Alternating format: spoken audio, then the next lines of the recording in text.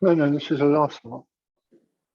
Okay. Good morning, everyone. So, Okay, we are on Daf Yud Aleph Amud Bet. We're nearly at the Mishnah. We spoke yesterday. The previous Mishnah, you remember, discusses the fact that the Rotzeach has to stay in the Ir Miklat until the death of the Kohen HaGadol. And we said it's not so straightforward who the Kohen HaGadol is. There are three opinions. Tanakama says it could refer to either to the Kohen Mashach B'Shem HaMishcha or the Kohen Merobeh B'Gadim. Now, both of those, in fact, are the Kohen Gadol, just referring to different periods, different ways in which they were invested. And then there is also the Kohen Sha'avar Mimshechoto, i.e. when the Kohen Gadol had some sort of a psul, so he could not serve, so you had somebody else in his place, and then the original Kohen Gadol comes back, so that second Kohen remains as Kohen Gadol for this purposes as well. And Rabbi Yehuda says it also refers to the Kohen Mashuach Milchama.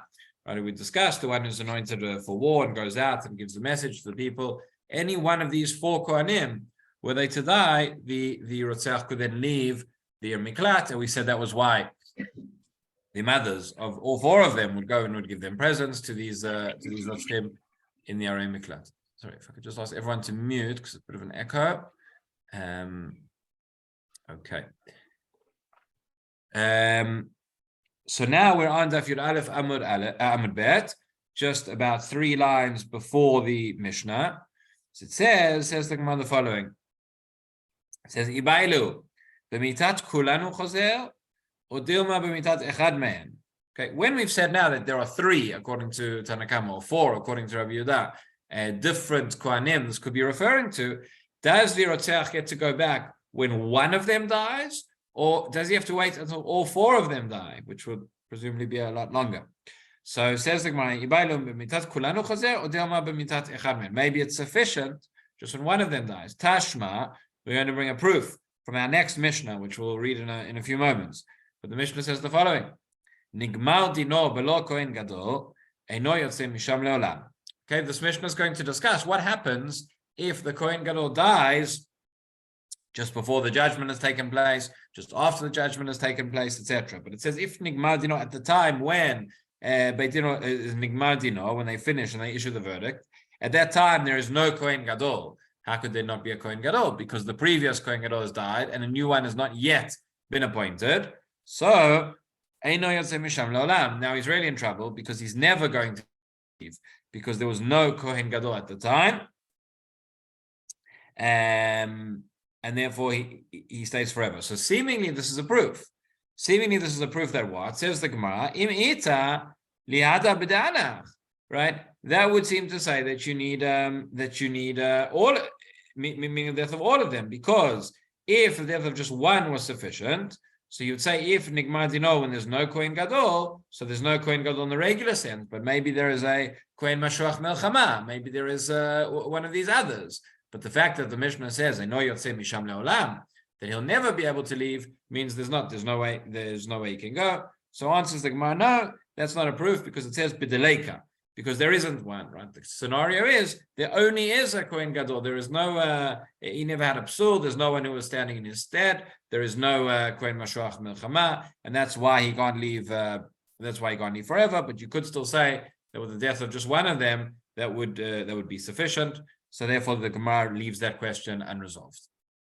Before you start the next Mishnah, Rabbi, could I just ask a question? If the Kohen Gadol dies, yeah, and the Rotzeach comes out of the Ir Miklat, what can the Goel Hadam do or can't he do to this Rotzeach?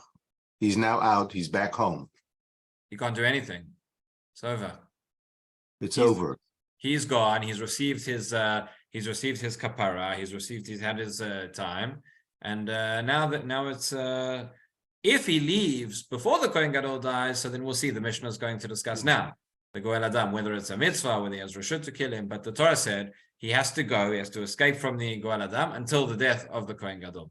Once that has taken place, then it's everything is reset, so to speak. So if the Goel Adam is to harm him, then he would be if you would kill him, he'd be chayav mita. But that assumes in some ways that the communication system is perfect. That a Goel Adam could say that I didn't know that I just found out last week that this man killed my relative. He didn't know that he was in an Ir Miklat. He didn't relate to the death of the Kohen at all. He just suddenly sees this person and finds out that this person killed a relative, and he behaves like a Goel Adam and kills him. So I guess it's a Shogeg Ones situation or whatever.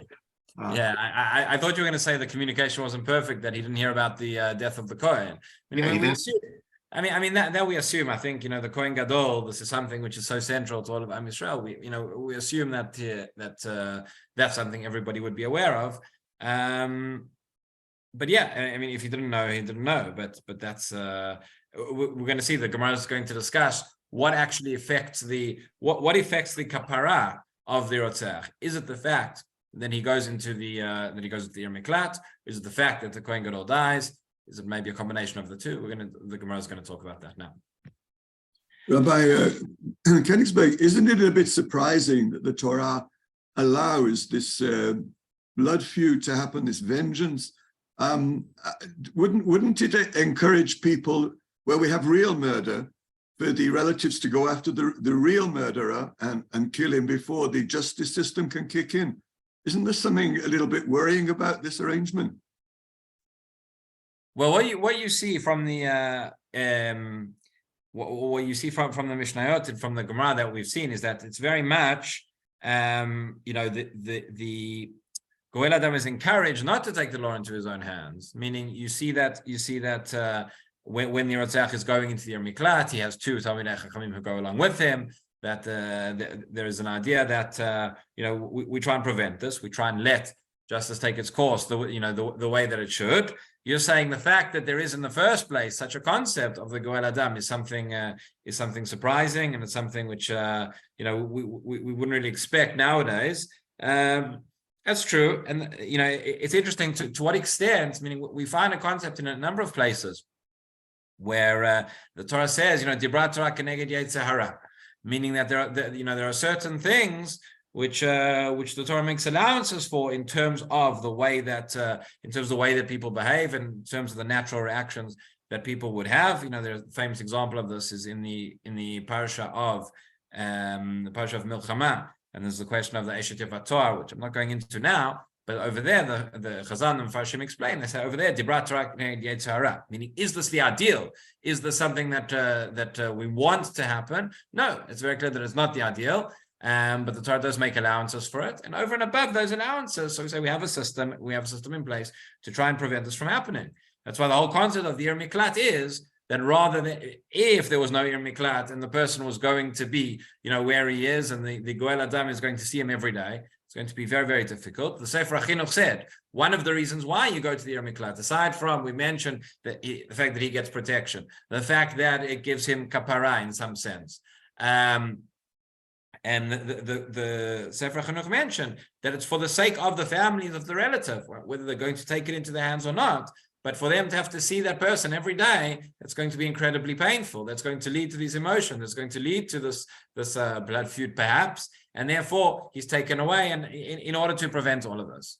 Right? I guess the question that comes out of all of this as well, and the Mefarshim do discuss in other contexts, for example, context of slavery and the context of other questions, which is, clearly, our morality comes from the Torah, but sometimes the Torah makes allowances for these kind of situations because that was what was appropriate, and that was a step up for the society that existed. Le'atid lavo, in the future, when certain things are reinstated, is everything going to be reinstated the way that it was, or is there an ideal that we will not go back to this? Meaning, is there an ideal that one day in the future we will not have slavery at all? There are many Farshim who understand like that. Is there an ideal that in the future perhaps there will be these Arei Miklat? There will not be a din of Goel Adam. Maybe not. I'm not sure. I don't know if the Farshim discuss in this context, but that is something which is discussed in other places as well. So that's something interesting to think about. Yeah, fair. So let's have a look at our next Mishnah, which deals with what happened is actually going to raise it's going to raise the issue which you raised, and maybe the last line of the Mishnah will not be so comfortable. But let's go through. Says the Mishnah as follows: Mishenigmar dino met kohen gadol, harei ze eino golem. Okay, so what happens if Mishenigmar dino? This is what we just said. once the din has been established, meaning the Beit Din has handed down the verdict that the person has to go into galut, and then after that happens, met Kohen Gadol, the Kohen Gadol dies. So then then the person is not going to go into galut. Im ad shelo nigmar dino met Kohen Gadol umanu acher tachtav ulachar miken nigmar dino chozer b'mitato shel sheni. If before the din has been finished, the Kohen Gadol dies, and then they appoint somebody else, so a new Kohen Gadol has been appointed, and then the verdict is established, okay, then we say the person has to go into galut, and he is there until the death of this second Kohen Gadol. Just read the next case, and then we'll go back to discuss. Nigmal dino belo Kohen Gadol, if the case is closed, right, and there is no Kohen Gadol, like we said, he's died, and they've not yet appointed a new one. Or Haorei Kohen Gadol, somebody who killed, again, B'shogeg, but somebody who killed the Kohen Gadol himself, or Kohen Gadol Sharag, the Kohen Gadol, he was the one who killed. In these three cases, Eino Yotzei Misham Leolam, then a person cannot leave. Okay, so again, so three different cases which we've said in the Mishnah. Case number one is, and all of this has to do with where the standard case is there's a Kohen Gadol, and we say that the person kills, and the person is judged, and then he goes into the Ir Miklat, and he's there until the Kohen Gadol dies. We discussed already on the previous Amud, what's this got to do with the Kohen Gadol? We said he has a bit of responsibility. These takalot, these accidents and these catastrophes happened in his days. He's the spiritual leader of the generation. He should have davened. These things would not happen, and he didn't. He bears some responsibility. So now, what happens when? So the Mishnah says, case number one was Mishnigmal dino met Kohen Gadol areze no gole. Right? If they've said the verdict, and he's about to go into galut, and just before he goes into galut, before he gets to the Ir Miklat, the Kohen Gadol dies. Okay, had he gone into the Ir Miklat, he would have stayed there until the Kohen Gadol died. Kohen Gadol has died already, so he is exempt. He has no galut. The Gemara will ask on that case, what about, he was meant to get kapara from going into galut. How can you say he got kapara when he didn't go into galut? But that is the first case. The second case was, right, where we said they haven't yet finished judging the case, and then the Kohen Gadol dies, and then a second Kohen Gadol is now appointed in his place, and then they judge the case. In other words, when the verdict was handed down, when it was said that Beit Din said this person has to go into galut, there is a Kohen Gadol. It's not the Kohen Gadol who was there when he killed the person, but there is a Kohen Gadol nonetheless. So therefore, he would still go into galut, and he would go there until the second Kohen Gadol dies. Now, the question that you can ask here, and the Gemara will ask this question, is, wait a minute, I understand the first one. We said, what's all this got to do with the Kohen Gadol? Right, so if he was the Kohen Gadol at the time when this murder took place, we say he bears responsibility for the fact that this murder. But this poor guy, he was a Kohen idiot at the time. He had nothing to do with it, right? Just the fact that now he's the Kohen Gadol, and this Rotzeach is going to be davening for him to die. What did he do? What's it got to do with him? Why is that fair? So that the Gemara is going to ask that, but that is our case.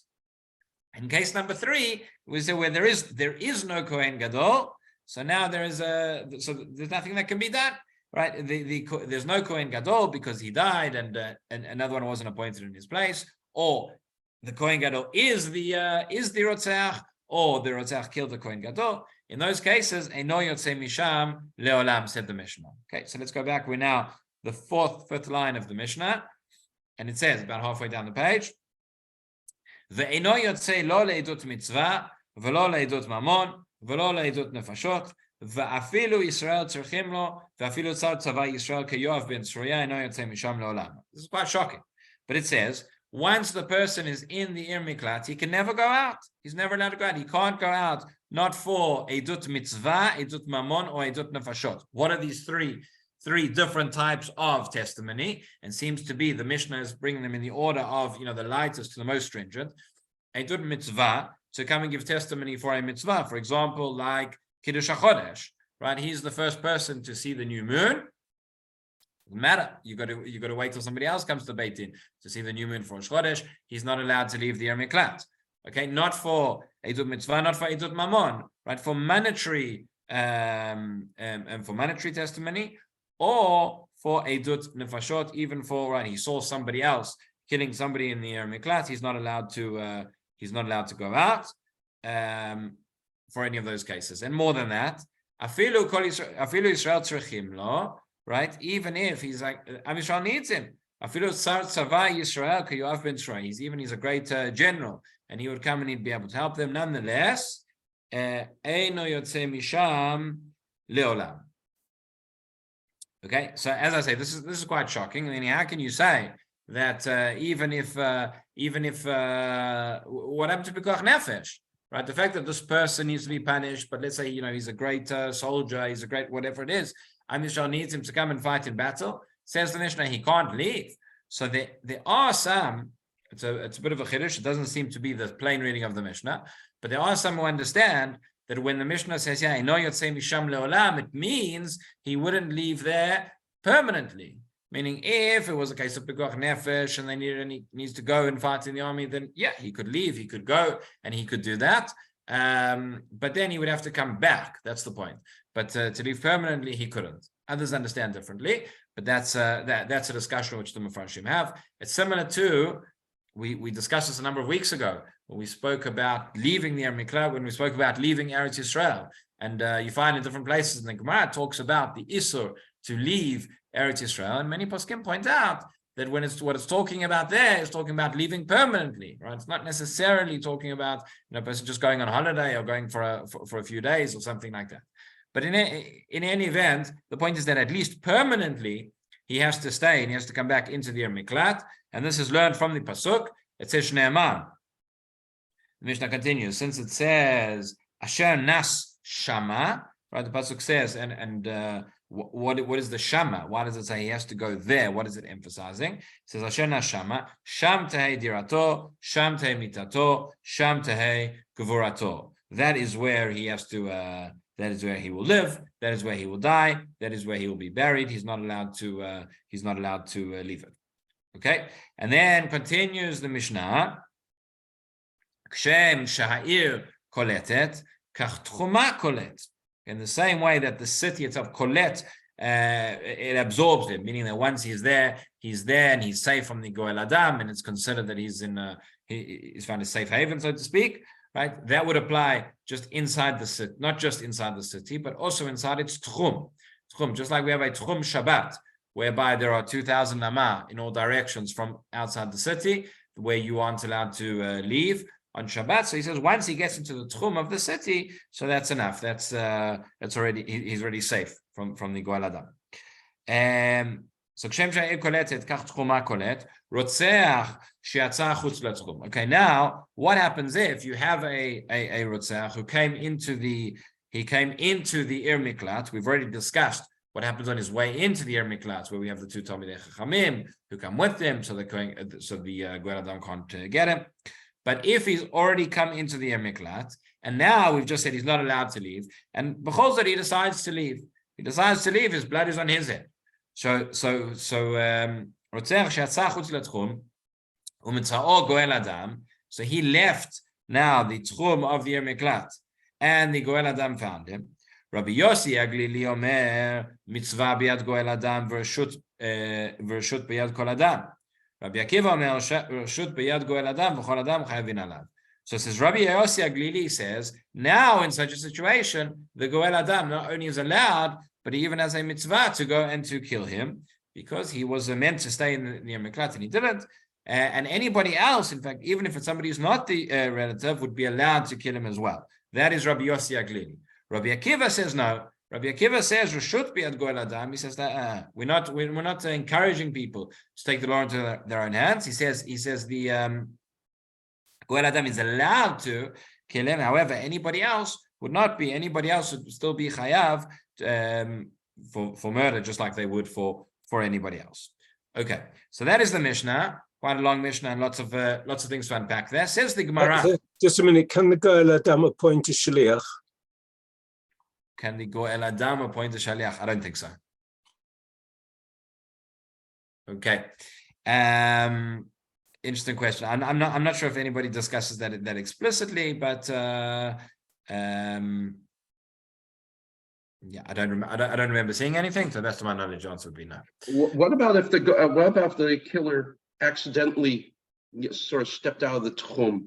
Didn't do it. He didn't bemazed step out of the. He just what happens? The goel dumb. He's allowed to do this. I mean, the guy's just sort of funfunicked his way out of the tchum.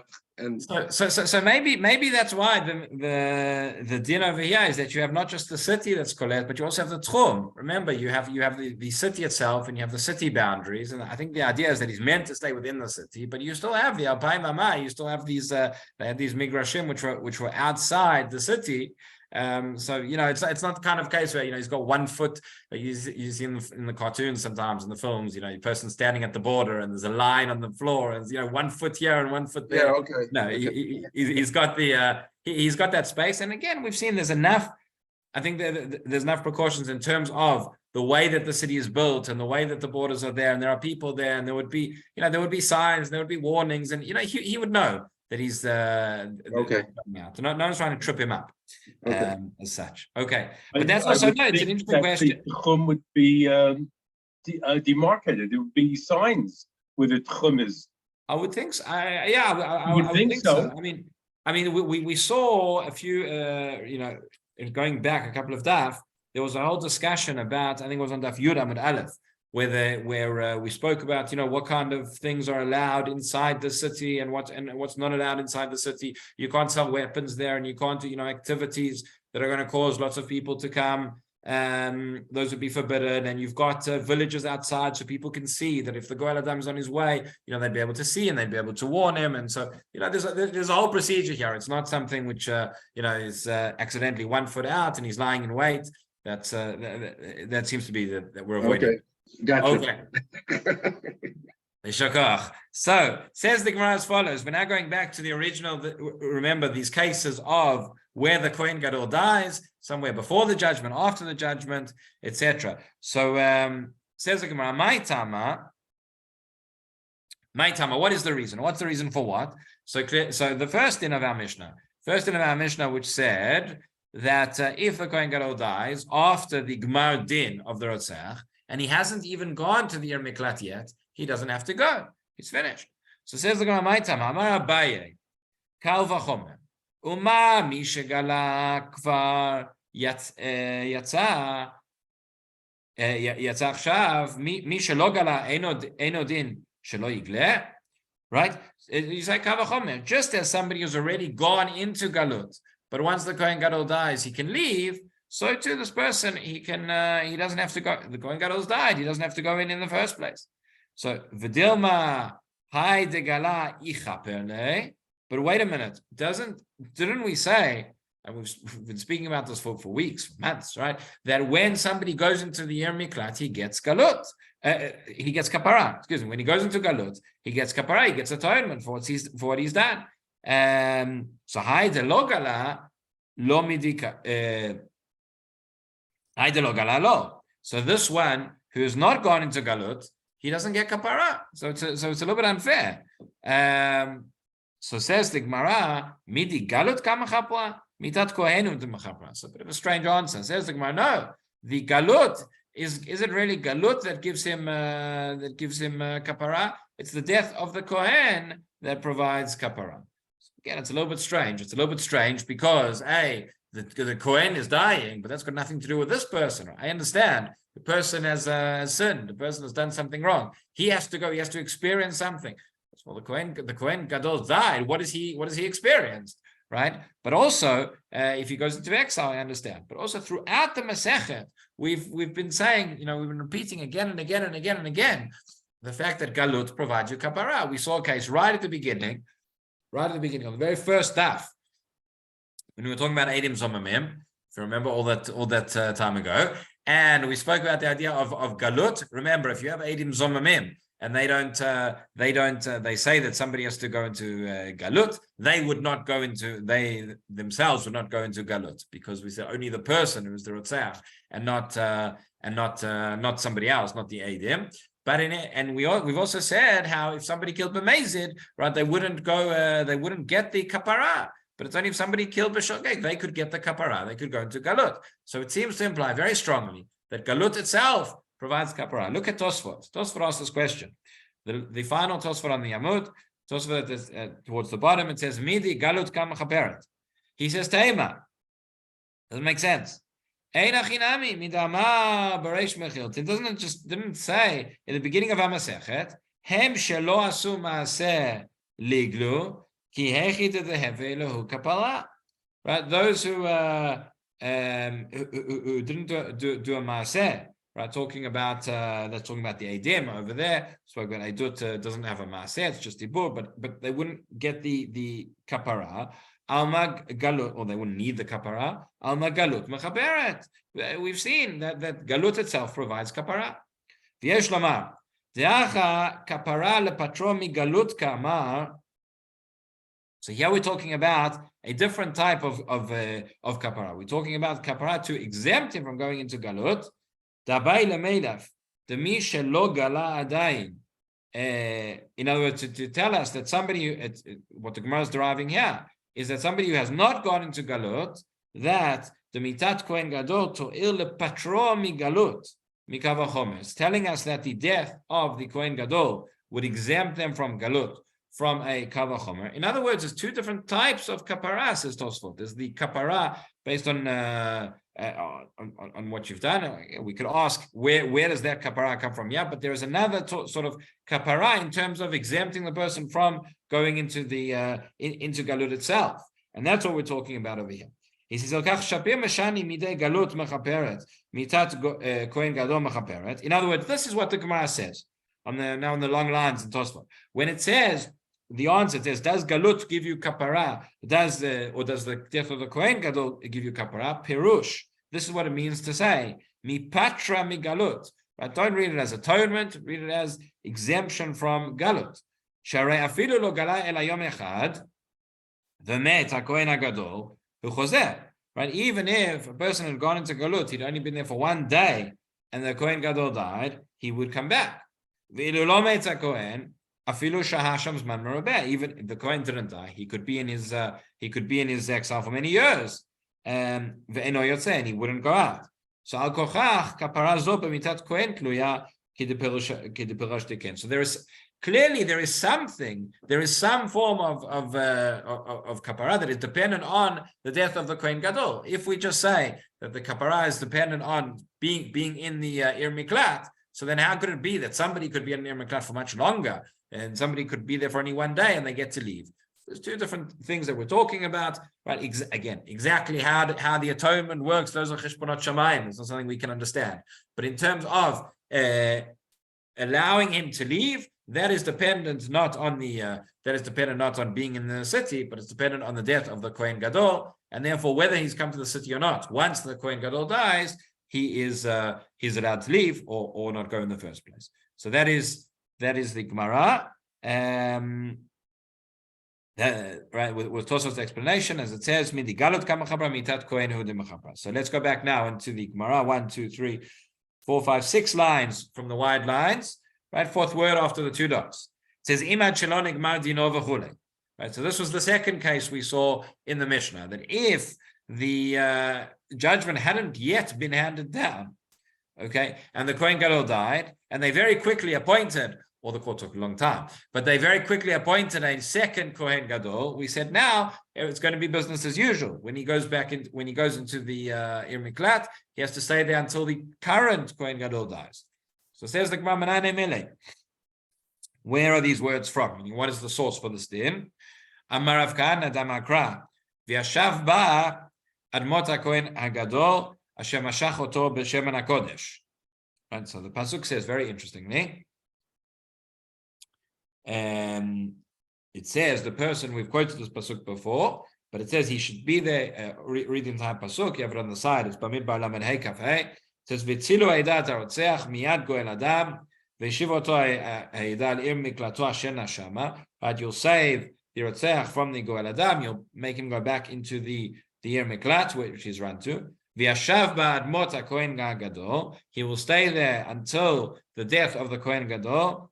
Hashem mashach oto b'shemen hakodesh, who he has anointed with with Shem HaKodesh, with the holy oil. And why does it say Hashem Mashach oto b'Shem HaKodesh? This pasuk is talking about the Rotzeach. So it says the Gemara, Hashem Mashach oto b'Shem HaKodesh, v'chi hu moshcho. Right? Is he the one who anointed him? Right? Ela, what's it coming to teach you? Ela zeh shenimshach b'yamav. It's coming to teach you means the one who was anointed in his days. Meaning, says Rashi, shenimshach b'yamav. What does it mean in his days? Mishana says a rotzeach, meaning once he's become a rotzeach. So in other words, the pasuk talks about the rotzeach. This person, when is he a rotzeach? Meaning after he's already killed. So after he's already killed, then we say Mashachoto b'Shem HaKodesh. The Kohen has been anointed, and therefore from there we learn, even though he was not the Kohen at the time of the Ritzicha, he was a Kohen after the Ritzicha, it still applies. Yeah, Howie. Rabbi, is he becomes the Rotzeach when he kills, or he becomes the Rotzeach when the Bezdin says that he killed? Good question. So it depends. And he's guilty. So that's a good question. So it depends what we what we mean by that. What we mean when we say when he becomes the Rotzeach. So we've said he would only be. So what does it mean? Right. So in terms of the practical halacha lamaaseh, in terms of him having the obligation to go into the Yer Miklat, that's only once we've had the Gemar Din. But in terms of the drush, in terms of the fact that the Torah is referring to this person as Rotzeach, it refers to the deed which occurred in terms of the murder which took place, and that's the limit over here. Meaning, he wants to say that the Kohen was nimshach once there was already a Rotzeach, in the sense that this action had already taken place, but not in the sense that it had already been commanded, right? We saw before, if there'd been a commanded already, okay, and only then the Kohen Gadol was appointed, then that's irrelevant. Then it's Eno Yotzeh Misham Le'olam. And we're going to see now why. The Gemara is going to give an explanation, and it makes a lot more sense once you see this. It says, because the Gemara asks here the obvious question. It says, "My Havalei Mevad." What should he have done? Right, we saw that question before. We saw that question on the previous Amud.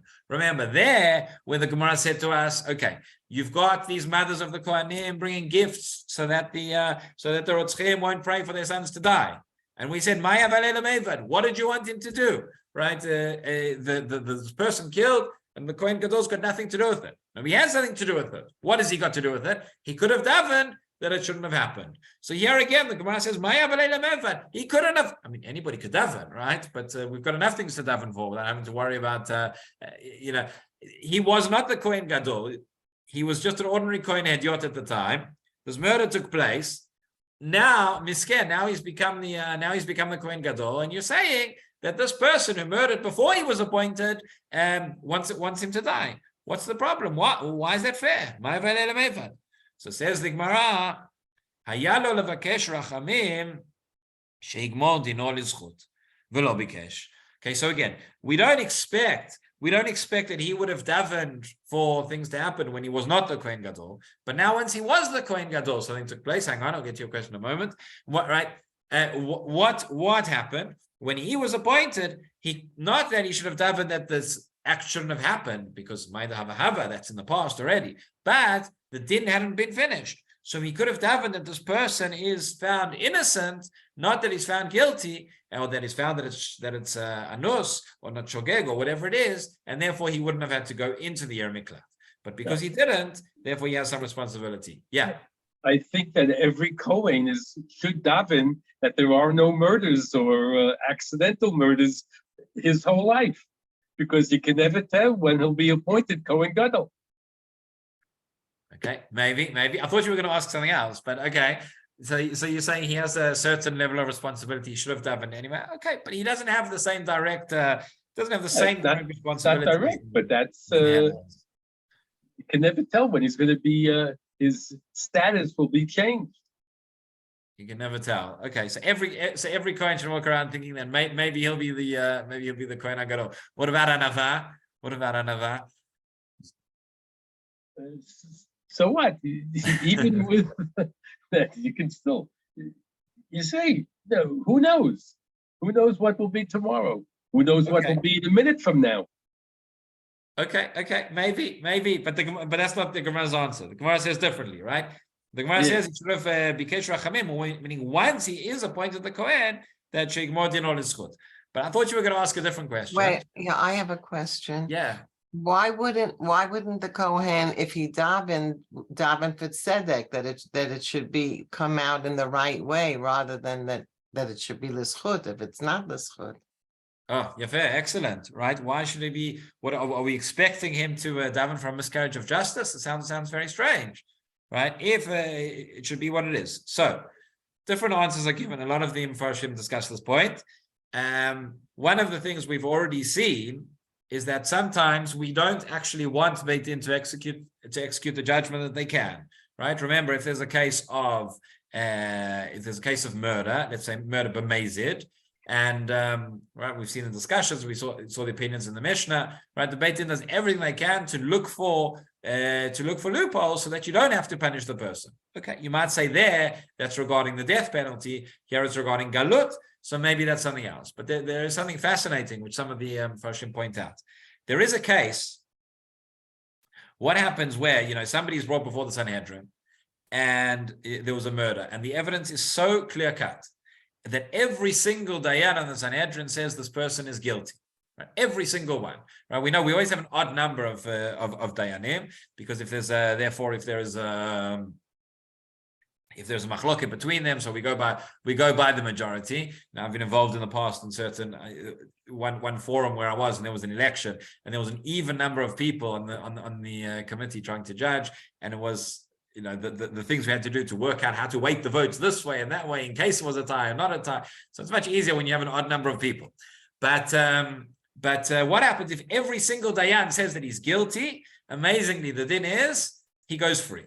Right, he's innocent. Why? Because it can't be right that there's that we say that not one of them could have found a reason to come along and exempt him. We assume they didn't look at it enough. There must have been more that they could have examined. There might be a flaw in the system. And anyway, there he goes free. Fascinating question, which then comes up is, what happens if a person is the last Dayan, right? And he knows every single person has said that he is guilty. Right. So, and he thinks he's guilty. Can he therefore then say that he's innocent in order to have the verdict done the way that he should? The answer is no, that he can't. He's not allowed to do that. He has to say what he thinks. And then, this is part of, as we've discussed this as well, within the Beit Din, we assume that there's a level of siyata d'shmaya. We assume that there's not going to be a takala of this case. Heaven has got its own cheshbonot, and it's operating things through the Beit Din as well. And maybe that's one of the ways that the person will go through. So there are those who say maybe that's what he should have done for you. Just one moment. So maybe that when we say he should daven, that all the Dayanim should actually find him guilty together, meaning they should all say what they think. They should say the honest truth. But then in that way, that person will actually go free. Yeah. At a Beis Din, there's no secret ballot. Everybody is asked what they want and they verbalize what they want, right? Yeah. If I'm not mistaken, they go from the most senior to the least senior, or the other way? Other way around. Other way around. Right. So it would be really unacceptable for the most senior person, if he thinks he's guilty, to change his decision to make him be killed or whatever, because that's completely inappropriate. He's not learning from the younger guys. The younger guys you could say that they're learning from the senior people, and they might change their vote. But this is the most senior guy is not going to change his decision. Correct. But that was so the question would be, meaning, would you expect the senior judge to say what needs to be said in order to get the verdict that he believes to be correct, or not? And the answer is not, as you said. Okay, so there are those who understand that that's what that's what we expect. Yeah, that's what we expect him to daven for. Yeah, but either way, that is the so that is the din. Therefore, that there is some level of responsibility, and that Kohen Gadol, it would his death would be the cause for this Rotzach to leave. Okay, Ad Khan for today and for this week. Rabbi Kenigsberg. Thank you. Rabbi Inshallah. Kenigsberg. Everybody Yes. have a nice day. Rabbi Kenigsberg. The question which I said before is,